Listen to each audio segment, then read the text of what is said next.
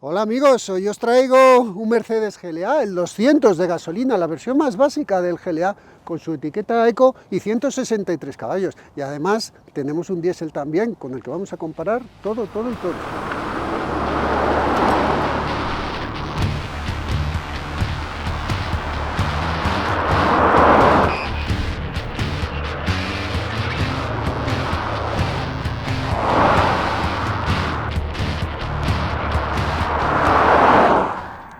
Pues sí, es la versión más económica del Mercedes GLA, siempre y cuando podamos utilizar la palabra económico en un Mercedes o incluso en cualquier coche moderno de hoy en día. Pero bueno, eso hablaremos luego de precios. Es el GLA, el GLA está desde el 2019, pero en el 23 tuvo una actualización. Parrillas, faros, bueno, es una actualización estética en el que retocaron el tema de motores y cambiaron algunas cosas del interior y del equipamiento. Hoy os traigo la versión 200 de gasolina, un micro híbrido con etiqueta Eco.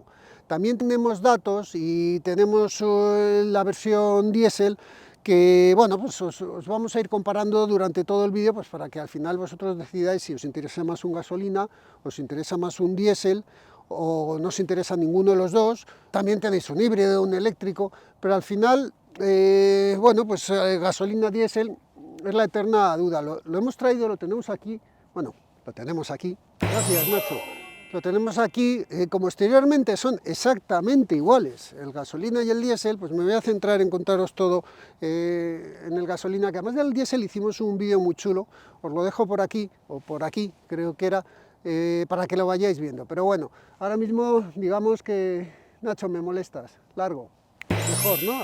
Así me vais siguiendo y vais viendo todo. Luego os hablaré de más cosas, sobre todo cuando estemos con el tema del motor. Por lo que decía, es un micro híbrido con etiqueta Eco. El diésel al final es una etiqueta C, y este es una etiqueta Eco. Cambios exteriores, pues sí, había diseños de llantas, pero bueno, el GLA ya un poco lo conocemos. Nos viene esta unidad para probar, bueno, realmente las dos, el gasolina y el diésel, con estos Brightson Alenza, medida 235 45 20. De serie este coche trae llanta 18.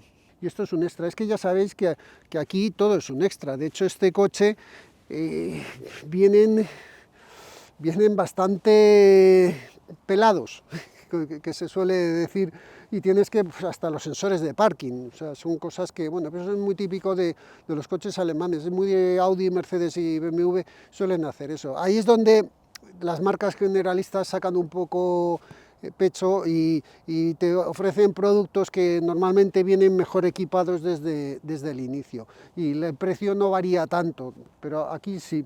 Ahora, cuando esté en el maletero os hablo de los rivales. Me quería centrar en los faros, en los multibeam LED. Esto es un extra de 400 euros que os recomiendo. Os recomiendo porque la iluminación de este coche, sin estos faros, no la he comprobado, pero con estos faros sí, y ilumina muy bien, juega muy bien con la forma de la luz. Me gusta muchísimo cómo iluminan estos faros. El resto, pues eso, pues un GLA, sus barritas. Ya os digo que aquí, como te pongas a analizar, encuentras muchas cosas que son de serie, muchas cosas que son opcionales. La puerta que vemos que llega hasta aquí abajo, que es un detalle que siempre me gusta. Este acceso es muy bueno. Tenemos la parte trasera. Esto es versión tracción delantera. El 200 solamente lo puedes coger con tracción delantera. Luego ya el diésel lo puedes coger delantera o tracción total. Pero este solamente tracción delantera. Ya sabéis que lleva suspensión independiente con un McPherson delante y un paralelogramo detrás. El acceso a las plazas traseras, bueno, pues aquí si podéis ver desde cámara, como siempre, me meto. No es un coche excesivamente alto. Este coche para conducción todoterreno yo no lo recomendaría porque no tiene mucha altura, pero sí, bueno, la altura suficiente como para que yo, cuando me meto aquí, las ventajas de los SUV es que, fijaros con qué facilidad te sientas, sobre todo personas que tengan problemas de movilidad, gente más mayor o gente de mi edad, que ya nos cuesta sentarnos en los coches, pues fijaros que el acceso es bueno y que puedes entrar. Ten en cuenta que tenemos este hueco, obviamente, es un GLA, esto es la base de un compacto, un poco más de 4 metros, con lo cual, bueno, pues al final el espacio que hay es el que hay, pero así todo el acceso es bueno, tanto en altura como en anchura. Fijaros que la puerta abre casi 90 grados. Depósito son 43 litros de gasolina y el diésel son 43 litros. Lo que cambia es que el diésel aquí lleva el depósito de AdBlue, el famoso AdBlue, 23,8 litros creo que entraban de depósito de AdBlue, que eso es una de las cosas que luego cuando tengas el precio de uno y el precio de otro, tendrás que valorar, porque también tienes que meterle el coste del AdBlue, que sí, que es cada muchos kilómetros, pero también es un coste más que hay que añadir al coche. Vamos a darle la vuelta y os enseño el maletero y os hablo un poquito de los rivales.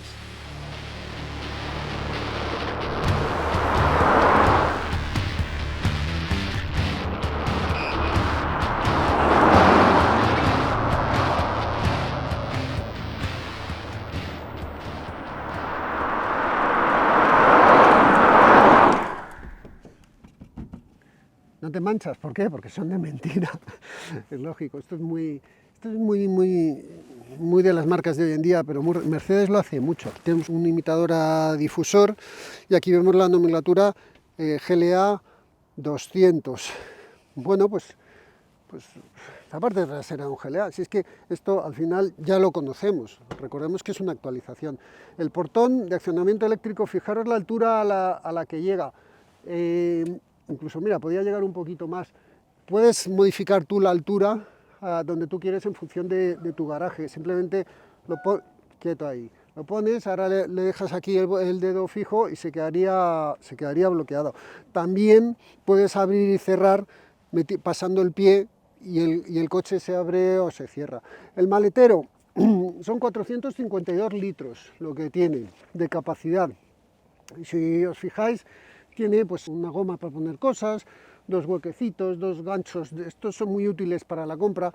La bandeja es rígida, esto lo puedes bajar un poquito,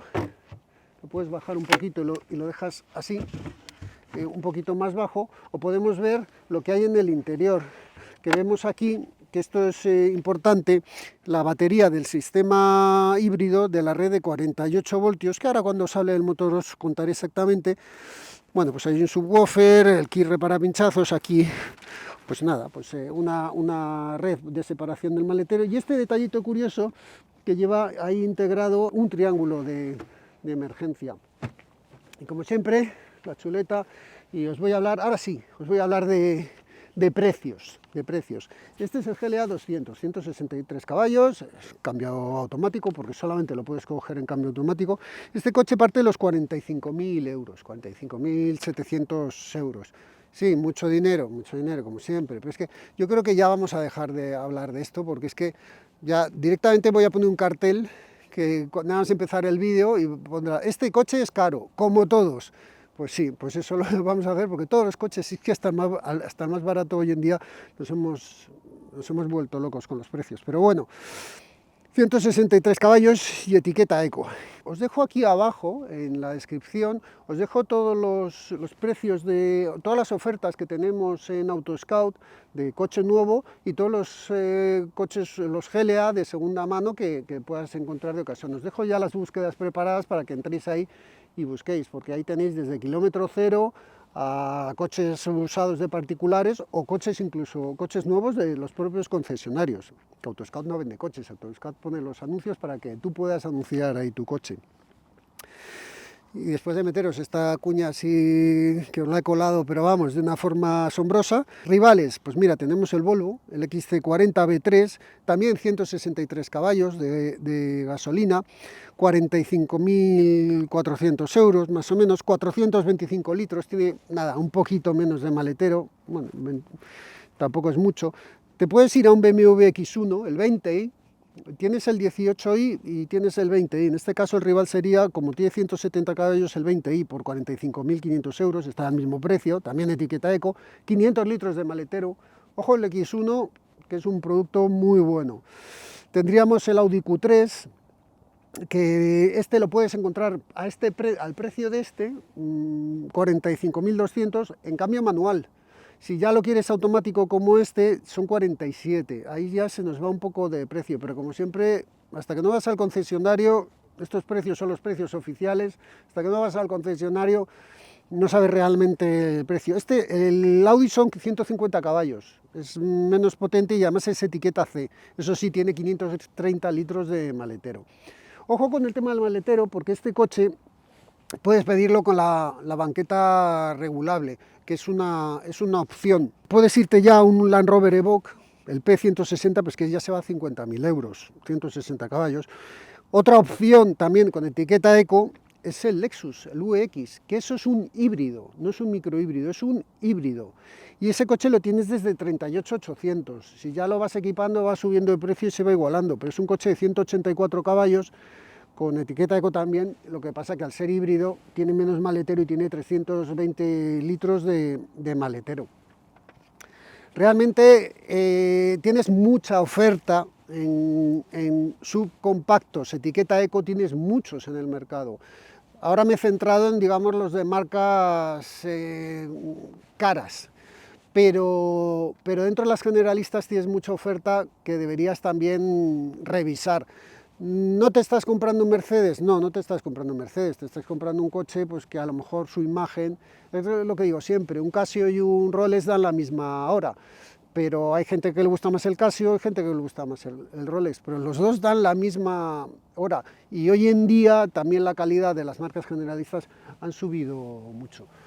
Voy a darle la vuelta al coche y os voy a enseñar ciérrate, y os voy a enseñar el motor, porque ahí ya voy a volver a sacar el 10.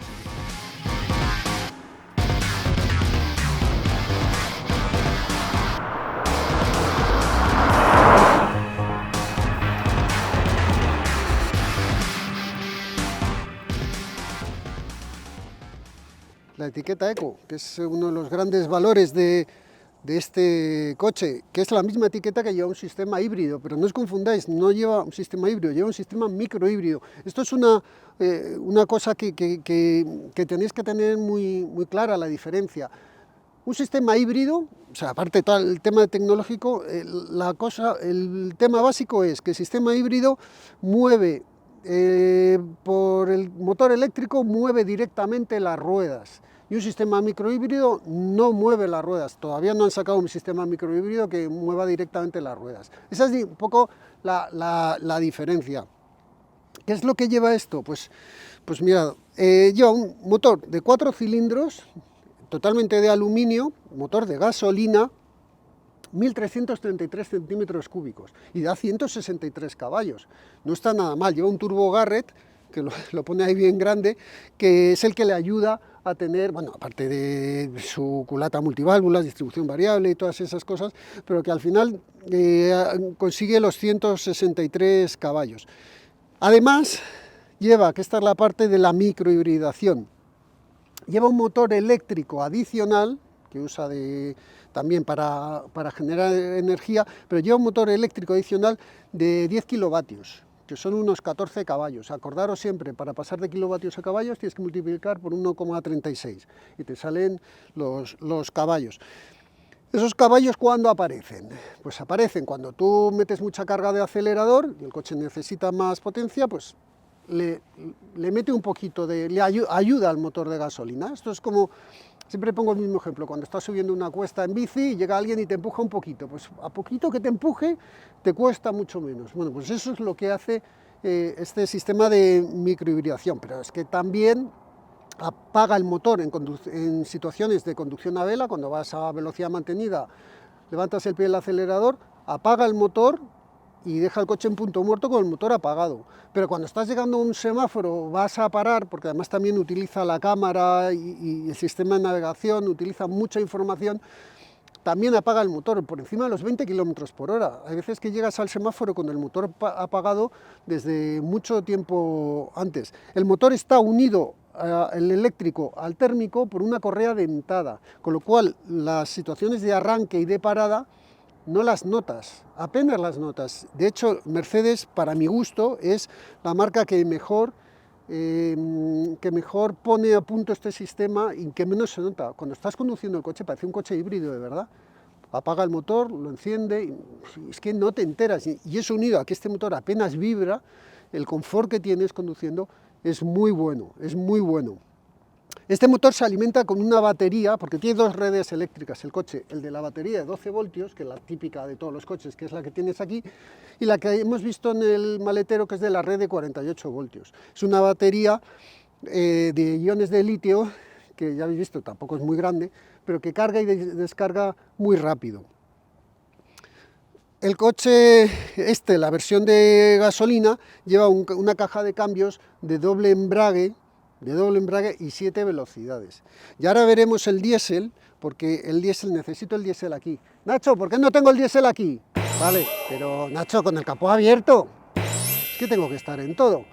A ver, aquí tenemos el motor diésel. Si os fijáis, entre un motor y otro parece que el gasolina es más pequeño que el diésel, pero lo que realmente es más pequeña es la tapa que han puesto aquí para el tema del sonido. El motor diésel es un motor 2 litros, también 4 cilindros, también transversal, con turbo de geometría variable en este caso, también inyección directa por raíl común, y bueno, tiene etiqueta C, porque aquí no hay ningún sistema de microhibridación, la red en la que trabaja es de 12 voltios. Cambia que la caja de cambios también es de doble embrague multidisco en baño de aceite, pero en este caso es de 8 velocidades. Obviamente aquí hay más par, pero bueno, la forma de trabajar de uno y otro es diferente. Y ahora vamos a ver las diferencias que hay, tanto en prestaciones como en consumo, como en precio, que ahora hablaremos de la diferencia de precio entre uno y otro para ver cuál compensa más. Vamos a meternos dentro del coche, porque es que luego por dentro son exactamente iguales, si es que no cambia nada en cuanto a revoluciones, es lo que cambia, y el sonido, obviamente en aquel tienes un poquito más de confort que en este, confort acústico. Vamos a verlos por dentro y enseguida nos damos una vuelta y vemos lo que corren y lo que gastan. Ah, y la vuelta rápida, bueno, vuelta de seguridad, que aquí no es para correr.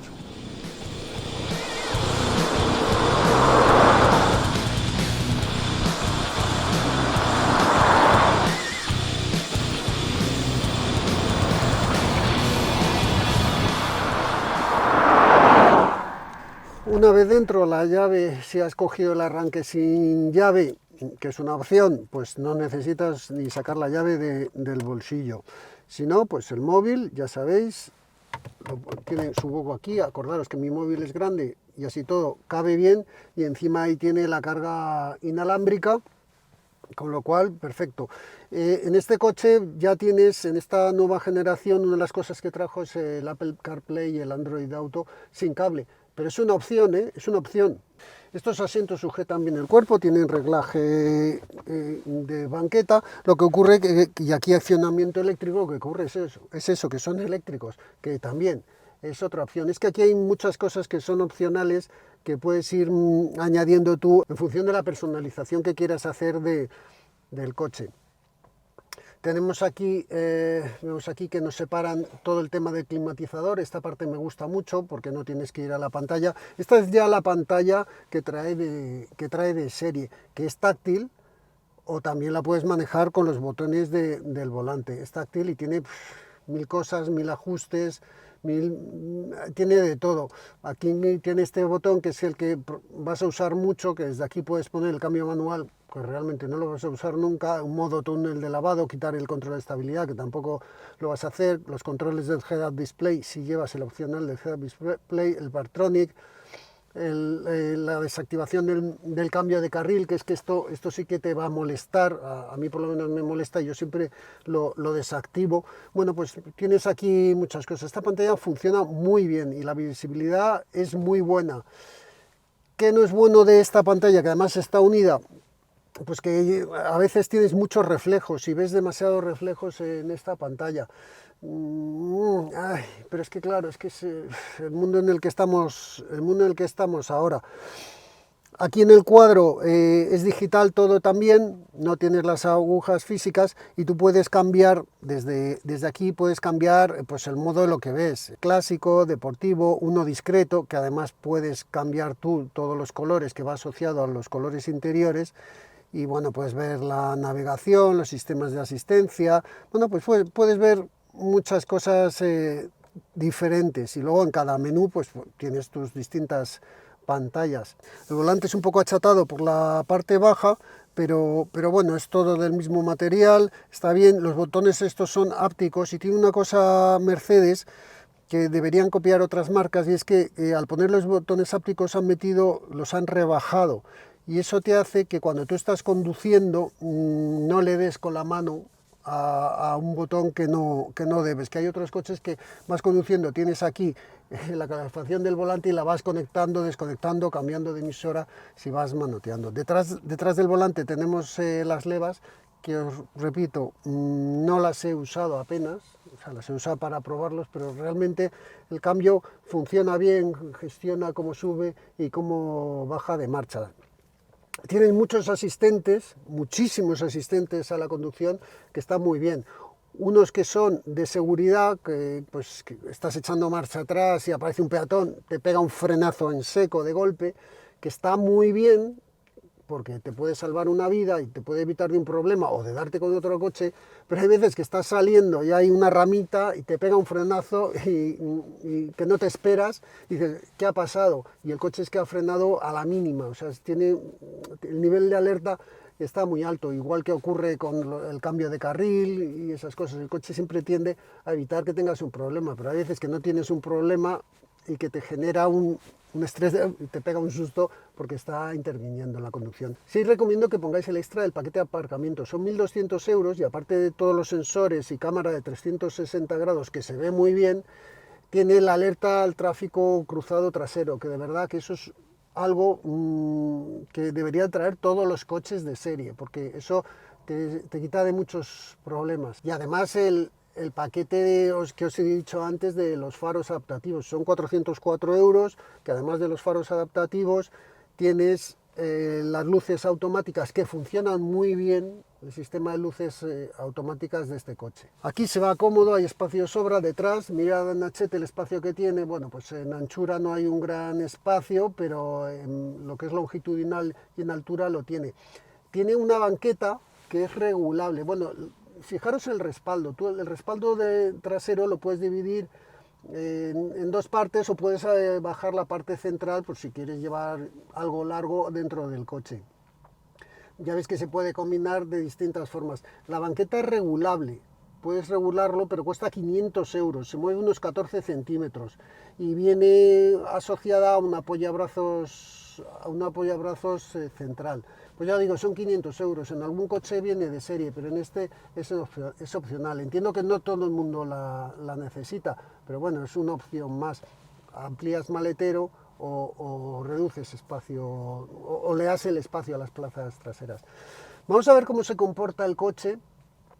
Y el interior no os enseño el diésel porque es que es exactamente igual, lo único que cambia es el cuadro, que aquí en la zona roja empiezan las 6.500 y en el otro empieza antes. Y luego si queréis, si tenéis la opción de tracción total, mirad la pantalla que tienes también unos gráficos añadidos para off-road, pero no es un coche que yo personalmente utilizaría para fuera del asfalto. Vamos a ver cómo se comporta y ya todo lo demás, como lo que corre, lo que gasta, lo que ha hecho net, esas cosas.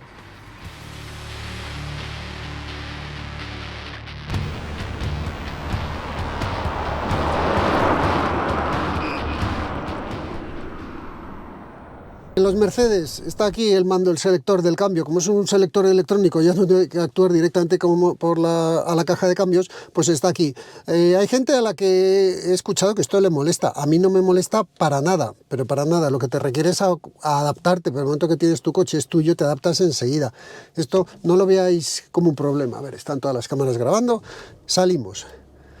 Una cosa muy buena de este coche es el sistema de microhibridación. Yo creo que Mercedes es la marca que mejor gestiona la microhibridación, que mejor hace la parada el arranque, a mí por lo menos en el uso es la marca que más, digamos, que más me gusta, que más refinado lo hace, que lo hace con más calidad, digamos. De hecho, mirad, si yo voy aquí en el modo, voy en el modo eco, que es el que voy ahora, y yo suelto el pie del acelerador, a ver, no, ahora no que estoy en una curva. Mirad, yo aquí voy tranquilo, suelto el pie del acelerador y él llega a apagar el motor, lo apaga por completo y lleva el coche en conducción a vela con el motor apagado. Y aquí, entre que el motor es gasolina y es refinado, y que el arranque lo hace, pues ya os he contado que es una correa dentada, que el arranque lo hace muy suave, no hay brusquedades, pues no lo vas notando. De hecho, te olvidas. Y tienes que poner el modo eco para que haga esto, porque en el modo confort no me lo ha hecho. No sé si es porque está así configurado o porque realmente no lo hace. El caso es que esto lo tienes que llevar el modo eco, que para mí es el modo en el que hay que ir en este coche. Visibilidad es buena, hacia atrás ya sabéis, en cuanto hay alguien sentado no, pero la visibilidad es buena, y esto lo unimos a estas cámaras que son buenas, pues la visibilidad en ciudad es buena, te manejas bien, como tienes altura, como en todo sub, pues lo ves bien, te manejas bien, es que eso, digamos que no hay ningún problema, se aparca relativamente bien y tienes las ayudas. Bueno, pues en ciudad no tienes mayores problemas o diferencias con cualquier otro coche de este tamaño. Es un Mercedes y los Mercedes giran muy bien y se maniobran bien. La posición de conducción es cómoda. Nacho se ha quejado que cuando probamos el diésel, los asientos eran más duros que este. Uy, yo no me acuerdo, fíjate que no me acuerdo. Tendría que volverme a ver el vídeo y tal, pero yo no recuerdo haber hablado de eso. Pero Nacho se ha quejado, y si Nacho se ha quejado es que algo de esto habrá. En carretera el coche viaja muy bien, lo veo súper confortable, no sé, es un coche muy agradable, muy agradable. Para ponerte a hacer curvas, pues no, pero las hace bien. O sea, no sé, bueno, ahora vamos a hacerle la prueba de seguridad a ver qué tal va. Pero dinámicamente es un coche que todo el mundo va a ir cómodo y no tienes un balanceo en exceso que digas, ay, es que este coche lo estoy pasando mal en las curvas, aunque no estés yendo a conducir rápido.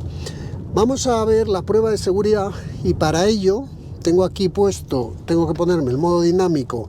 Me pongo el Sport, que al apretar ya estaba, y luego me vengo para atrás, voy para atrás, doy aquí y quitamos el SP y lo ponemos desconectado, que me da a mí que se nos va a conectar en cualquier momento. He también desactivado el detector de cambio de carril para que no me influya.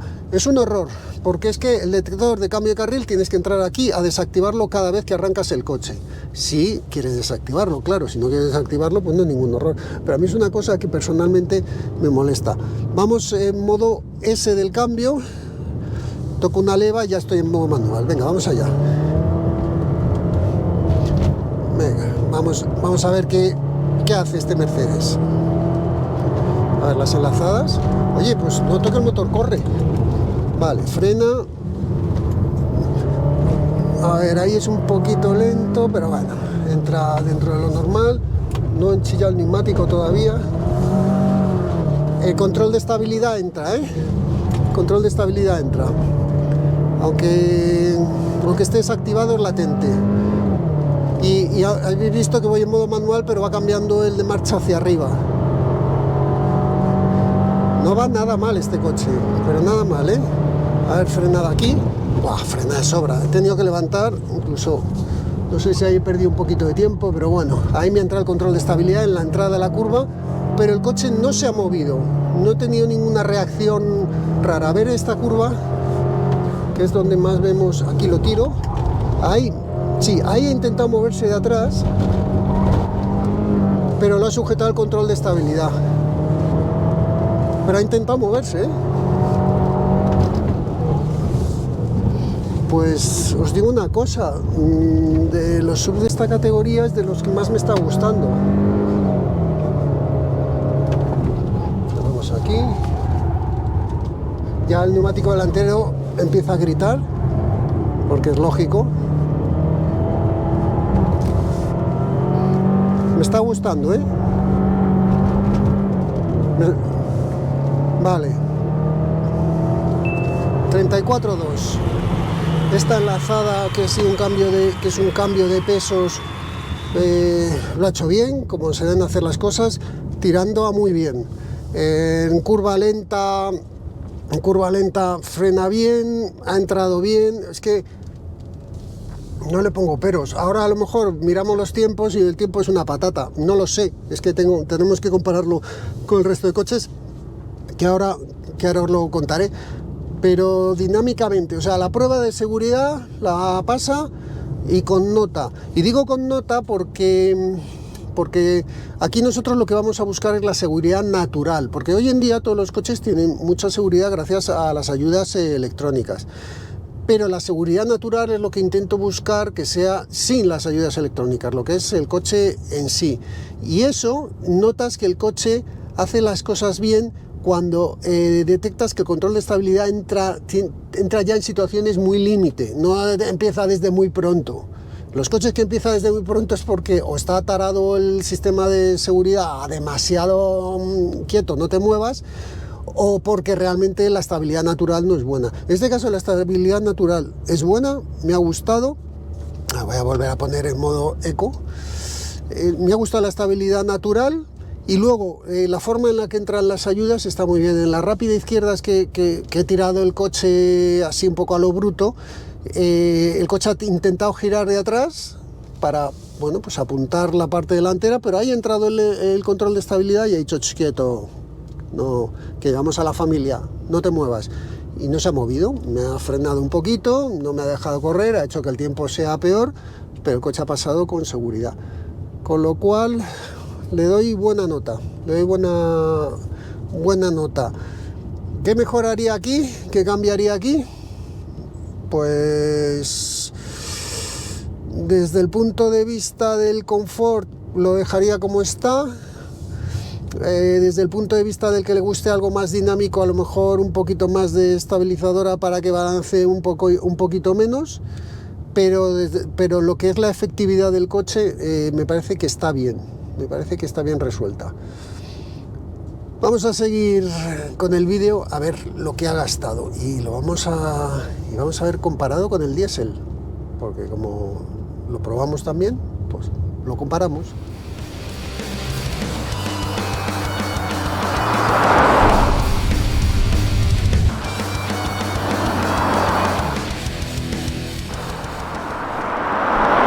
Un coche agradable en comportamiento, hay seguridad, el coche te hace caso en lo que le dices. Son 163 caballos, lo que pasa es que son 163 caballos hechos pues para ir bien, ir con la familia y tal, pero no es un coche hecho para disfrutar de la conducción, pero eso no quiere decir que sea una conducción aburrida, es un coche que, bueno, pues no te aburres, la palabra es agrado, sobre todo por cómo funciona la transición de los motores, cómo funciona el cambio, la dirección, cómo gira el radio de giro de este coche es muy bueno. No sé, es un coche que te mueves bien en ciudad, bueno, pues buena nota. Ya habéis visto el tiempo, bueno, el tiempo que hace es una referencia. Si lo comparamos el gasolina con el diésel, el gasolina ha hecho 34,2, el diésel, que os he puesto antes la prueba, por si queréis ver la vuelta rápida, no, es que no, hay tan poca diferencia que no he considerado oportuno meterla y alargar el vídeo. 34,9, 6 décimas, es que 6 décimas no es nada, y además el diésel en su día lo probamos con las Continental, las Conti Contact, y este viene con las Bristol, las Alenza. O sea, hay una diferencia de neumático ahí, pero de verdad que bueno, pues os pongo el tiempo, pero básicamente lo que interesa de esta vuelta que acabáis de ver es lo que os voy contando mientras el coche va avanzando. Respecto a en qué tiempo se mueven, pues al final del vídeo veis la tabla entera de tiempos, pero el GLA ha rodado en el mismo tiempo, una media décima de diferencia que un BMW X1 18D. Bueno, pues ahí tenéis una referencia, han sido más rápidos que el Alfa Romeo Tonale. Os dejo aquí la prueba del Tonale para que le echéis un vistazo. Bueno, pues ha rodado más o menos. Un coche, de verdad, me ha gustado la vuelta rápida. En cuanto a las aceleraciones, Pues mirad, os voy a dar directamente, mira, os pongo esta tabla en la que tenéis tres aceleraciones, no dos, tenéis tres, tenéis gasolina, diésel y el diésel de tracción total. Bueno, pues si queríais información, pues ahí la tenéis. Para que os hagáis una idea, el 200 tiene una aceleración oficial de 8,9, el 0 a 100, y nosotros hemos hecho 8,84, o sea, lo hemos clavado prácticamente. 8,8 tenía el diésel oficial y aquí hemos hecho 8,6. Y el 4MATIC 9,1 es la aceleración oficial y nosotros hemos hecho 8,81. Bueno, pues Mercedes cumple lo que promete en sus aceleraciones y los resultados que da, que pues esto, los 1000 metros, 29,9, 30,0, esto que estáis viendo, son prestaciones lo suficientemente buenas como para moverte con el coche cargado y sin ningún problema. ¿Diferencias? No hay. Es que hay muy poca diferencia entre la versión gasolina, el diésel, es que hasta el 80-120 han hecho 6,18 uno y 6,12 el otro, un poquito más lento, 2 décimas más lento, un poquito más el 4MATIC. No hay unas diferencias de prestaciones. Luego, el tema aceleraciones, prestaciones, comportamiento, no debe ser un motivo para elegir un coche u otro, entre el gasolina o el diésel.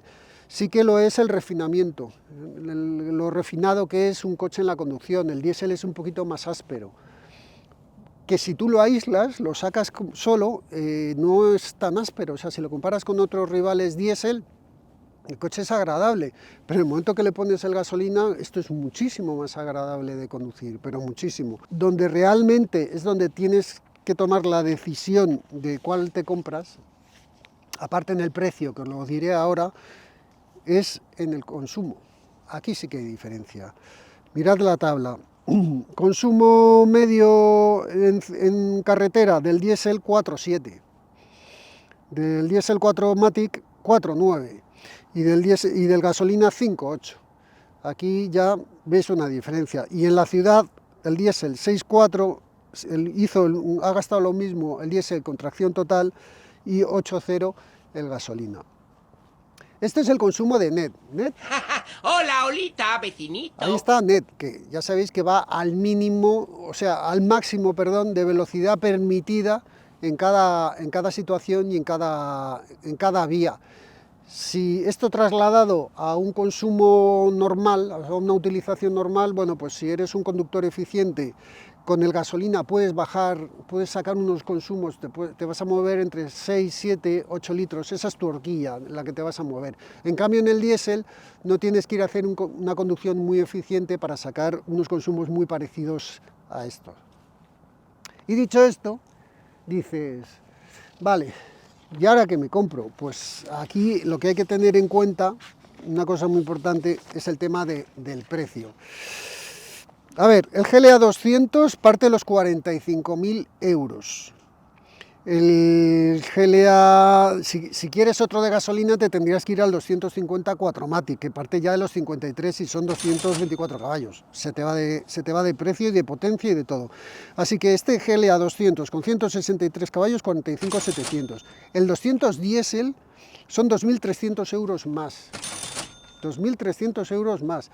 Me parece poca diferencia, que a la hora que calculéis la amortización del coche, me parece poca diferencia. Lo que pasa es que también tenéis que tener en cuenta que este coche ya tiene el tema del AdBlue, que es otro gasto más, y luego pues temas de reparaciones y esas cosas, que eso ya es un mundo que te puedes meter, bueno, que puede cambiar mucho o no. Tienes que tener en cuenta también que el 210, el 4MATIC, cuesta 2.500 euros más que el diésel, es decir, en total unos pues casi 5.000 euros más que el gasolina, que el 200 de gasolina.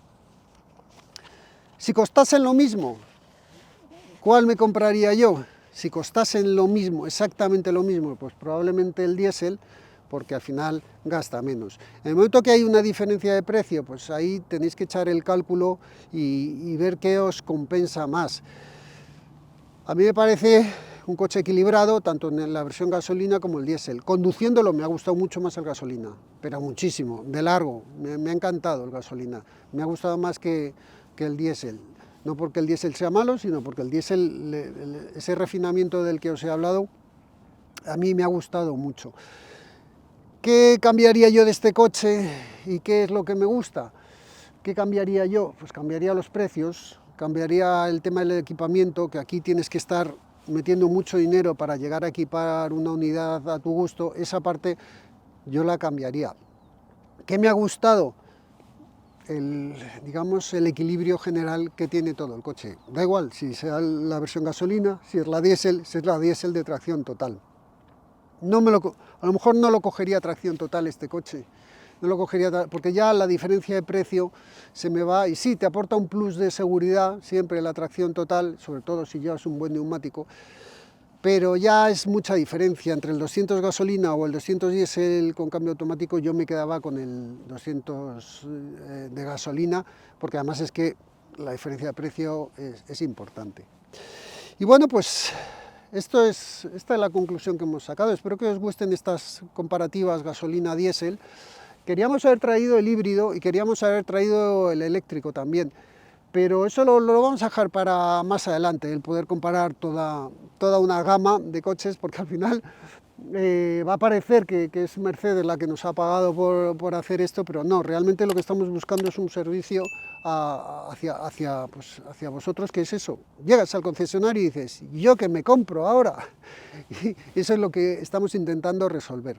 Dejarnos en comentarios cualquier duda, cualquier petición de pruebas de este estilo que os gusten, aparte de las del deportivos, que ya sé que os gustan mucho y que las vamos a seguir haciendo, y la de clásicos, que últimamente llevamos un tiempo sin sacar un clásico, pero vamos a volver a sacarlos ahora. Acordaros que en la descripción os dejo las ofertas que hay de coche nuevo en Autoscout24, de ofertas que hay de coche de ocasión en Autoscout24, pues gasolinas, diésel, de todos los GLA que tenemos. Y nada, muchas gracias por estar ahí y nos vemos en el próximo vídeo. Hasta luego. Hoy no se despide Nacho, porque le he hecho desaparecer.